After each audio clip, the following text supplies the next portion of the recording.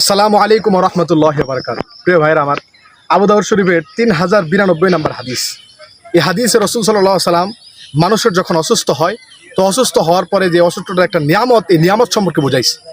তো আল্লাহ রাসূল সাল্লাল্লাহু আলাইহি সাল্লাম বলেন, ওই হাদিসটা বর্ণনাকারী উম্মুল আলা রাদিয়াল্লাহু তাআলা আনহা সূত্রে বর্ণনা। তিনি বলেন, আমার আম্মা যখন একবার অসুস্থ হয়, তো আমার বাড়িতে আল্লাহ রাসূল সাল্লাল্লাহু আলাইহি সাল্লাম আসেন এবং বলেন যে, হে আল্লাহর মা, আপনি আমার সুসংবাদ গ্রহণ করুন।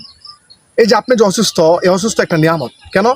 কারণ দুনিয়াতে যে আগুন, এই আগুন দ্বারা যখন সোনা রূপাকে ধৌত করা হয়, ধোয়া হয়, এই সোনা রূপাকে সে একদম পরিষ্কার করে ফেলে।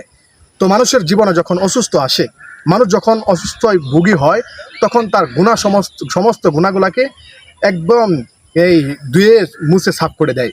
তো আমরা এই হাদিস দ্বারা বুঝতে পারলাম অসুস্থটা কত বড় নিয়ামত। তো আমরা যখন অসুস্থ হব, এই সময় আল্লাহ পাক আমাদেরকে ধৈর্য ধারণ করার তৌফিক দান করুন। আমিন।